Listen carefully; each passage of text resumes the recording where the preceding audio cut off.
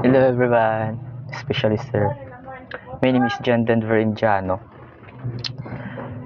Late, for the previous, we tackle different principle of art. No, for now, let's focus on dance. And here is everything that we should know about dance, its origin, importance, and its elements, and many more. Now, let's proceed.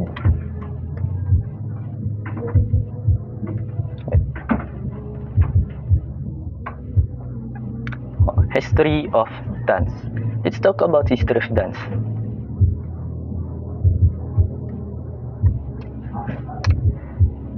In ancient times, dance dates back over 10,000 years, showing cave paintings. Early records from ancient Egypt around 4,000 years ago show dance used in religious festivals. In India, classical dance like Bharatanatyam was based on early texts, while Japan developed court dances like Bugaku. In ancient Greece and ancient Rome, dance was part of religion and daily life. So, sa ancient times pa, nag-i-exist na ang dance. No? Diri ang dance diri to something nga bag-ula na san kalibutan. Which is wrong. Dance nag-i-exist na siya talaga maiya pa. And mostly gagamit siya sa mga religious festivals. Okay? Mao talaga ang pinaka main purpose dati sa dance. Sa mga religious festivals, mas lalo siya ginagamit to show something to their gods. Next, Middle Ages, around 500 to 1500 CE. Dance was used for entertainment and festivals, though some Christian leaders opposed it. Nobles performed formal partner dances, while peasants danced in lively groups. During the Middle Ages, okay, ang dance ko gagamit na siya for entertainment. No? Take notice, for entertainment na. So diri na siya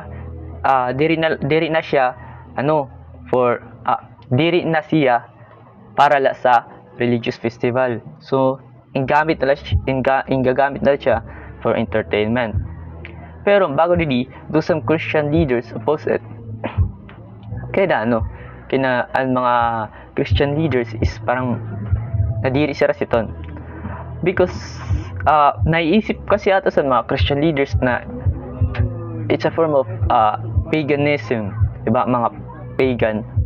So dirita na ito nagtakil na mga pagan. Basta it's something sort of paganism, kaya nadiri sila siton. Okay? Nobles performed formal partner dances while peasants danced in lively groups. Ang mga dati, siguro mga nobles, diba? Kung siguro man yan na mga mayayaman. Ang mga mayayaman dati, nagpe-perform sila yung sila partner, so duwa. Ang mga man la dati, so mga pobre is groups, no? Nagsasayo sila in groups. Next is the Renaissance period, around 1300s to 1500s. Dance became an art form. Royal courts combined dance, music, and drama. Ballet began in theaters in the 1600s, separating from social dance. During the Renaissance period, ang dance is naging form of art na siya. Okay? Naging form of art na napabilang na siya sa form of art. Royal courts combined dance, music, and drama. No? Haluan na niran dance and mga music and drama. So, ang dance naging something na siya na mas mas malawak pa. Diri lang sa mga movements and lawas, okay? Ballet began in theaters in the 1600s, separating from social dance. Okay?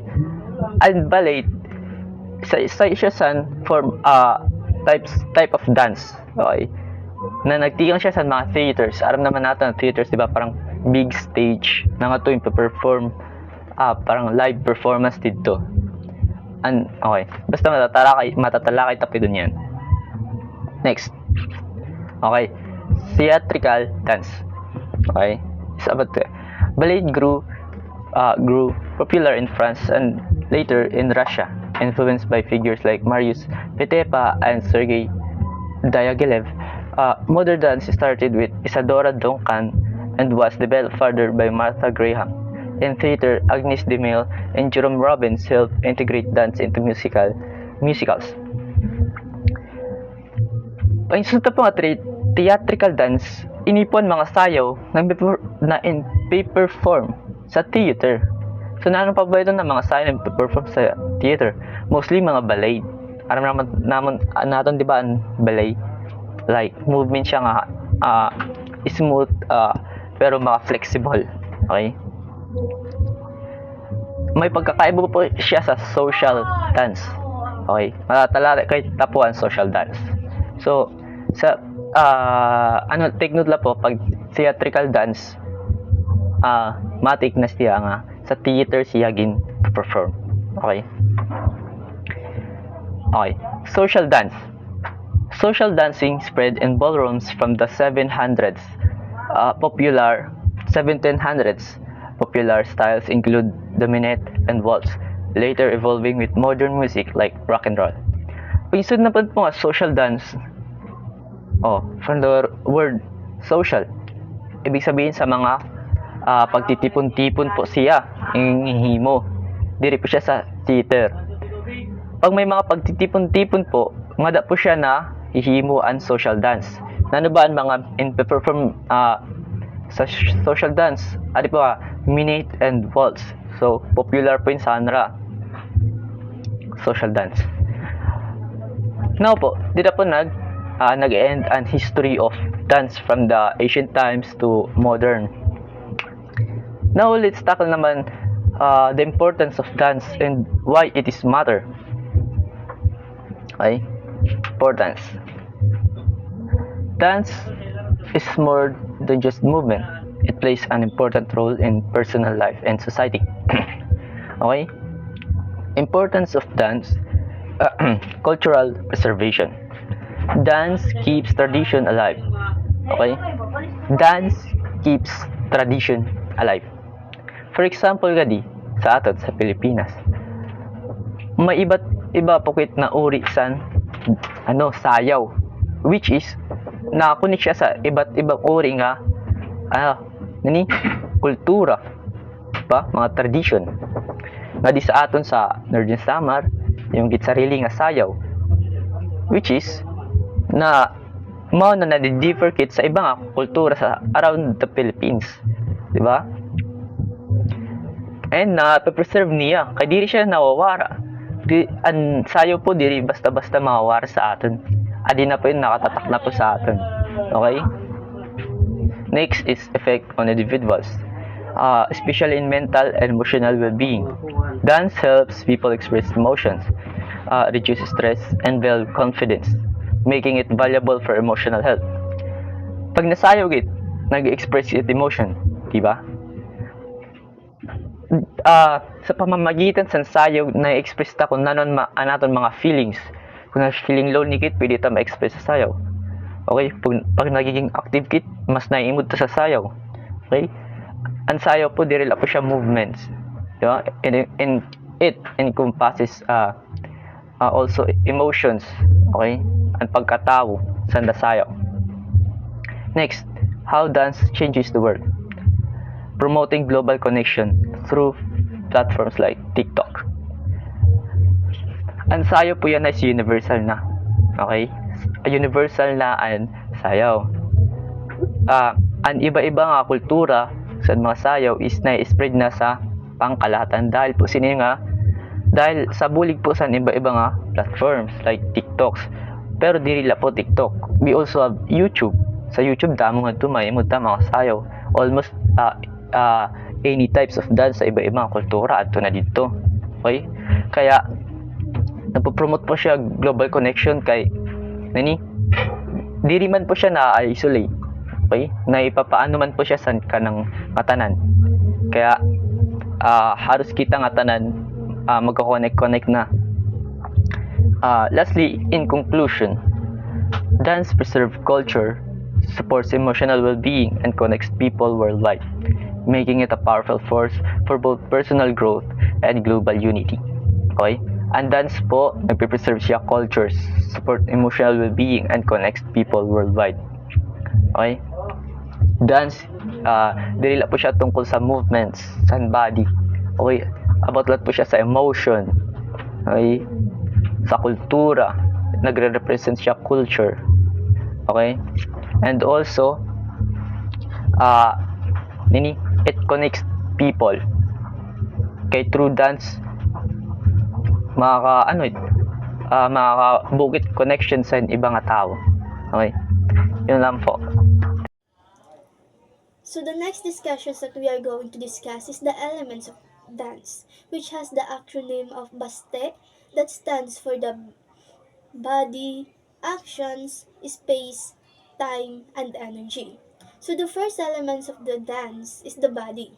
When we say body, it is the instrument that we are using in performing the dance. Kumbaga, didi sa elements na ini, gingiimdan nila what part of our body are moving, if it is head, foot, or hand. Next is the actions. Actions naman here, iniimdan nila what movements our body are creating. Kung nano nga movements ang ginghimo sa aton lawas. Kumbaga, body are the instrument. Actions is an aton ginghimo sa body. But actions can be locomotor or non-locomotor. Locomotor, we can create an actions na nagliliwat-liwat sin presto, like running, walking, sliding, and etc. Then it can also be a non-locomotor, which we can create an actions that we can stay in a one place, like standing, balancing, and bowing, clapping, etc. Good afternoon, everyone. Today, I'm talking about space, one of the elements of dance. Space is basically the area where a dancer moves and performs. It's all about how dancers use the area around them to make their movements clear and expansive. Space has a few important parts. First is direction, like moving forward, backward, or sideways. Then there's label, which is how high, medium, low the movements are. Next is pathway, or the path the dancer follows, like straight, curve, or zigzag. And finally, size or range, which is how big or small the movement are in the space. Using space will make a dance more interesting and easy to follow. That's why it's such an important part of dance. Time. Time refers when the movement happens in dance. It includes the speeds, rhythms, and beat of a movement. Time helps dancers stay in sync with the music and control how fast or slow they perform. It also have a part of time, the tempo, rhythm, beat, and duration. Tempo is about how fast or slow the movement is. Rhythm is about the pattern of beats or timing of movement. Beat is the steady pulse you hear in music, and duration is about how long a movement lasts. For example, dancing slowly to a sad song shows slow tempo and sustained timing. Clapping or stopping exactly with the music shows following the beat. A fast dance like hip hop uses quick tempo and steady timing. Holding a pose for a few seconds show long duration. So that is what timing is. Good morning, everyone. So let's come now to the energy, which is the elements in dance. So energy in dance, it means how you move your body. If it is strong, soft, fast, or slow.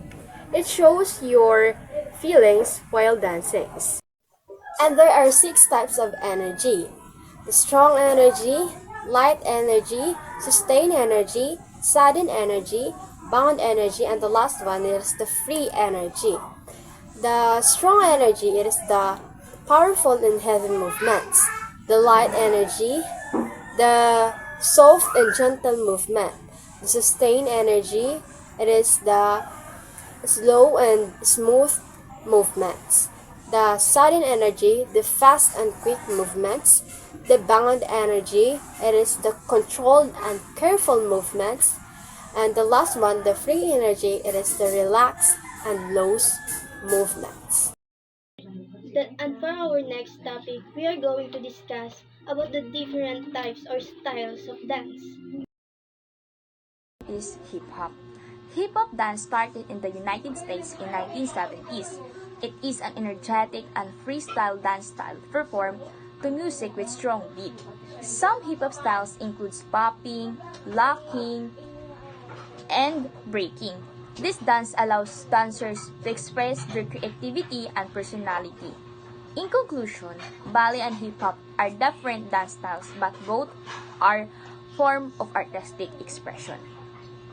Ballet.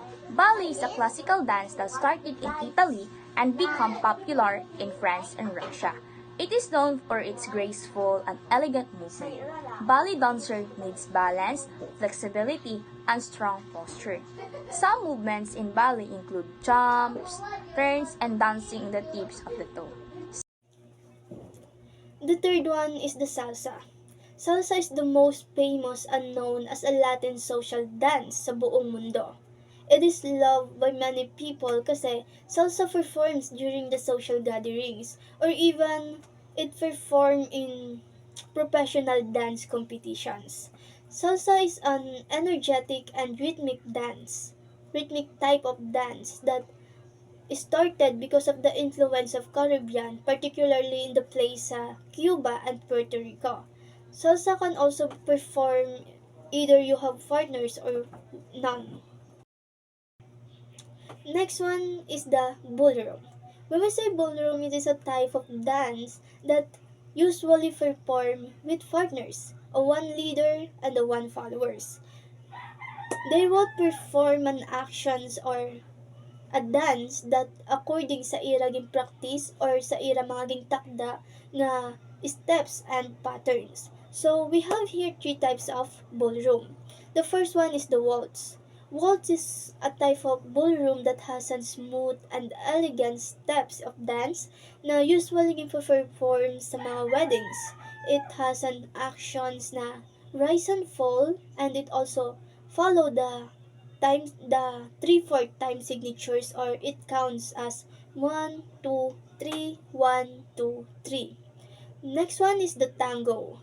Tango is a type of ballroom that has an dramatic and passionate steps of dance. It came from Argentina, and tango known because of the quick movements and era mga sike. The third one is the foxtrot. Foxtrot is a type of dance or a type of ballroom that has a smooth dance. It's look like na naglalakaw ka la in a dance floor. It looks like naglalakaw ka la in a dance floor na nasabay sa harmony sa mga big band or jazz music. The last type of dance is the contemporary dance. It is created as an alternative sa ballet. It is known as an technical form na ging tutuddo or pinag-aaralan at piniperform sa buong mundo, especially sa US and Europe. If we're going to compare the ballet and the contemporary art is when we say kasi ballet, they follow the strict rules. They need to have pointed shoes, kailangan yawn sila, upright postures, proper gestures, and etc. But here sa contemporary, you don't need to follow different rules or especially strict rules because the contemporary created with freedom. It means you can do anything you want. You can create your own actions, the fluidity of your steps, you can express your emotions through these actions, and even you can mix up all your favorite styles of dance.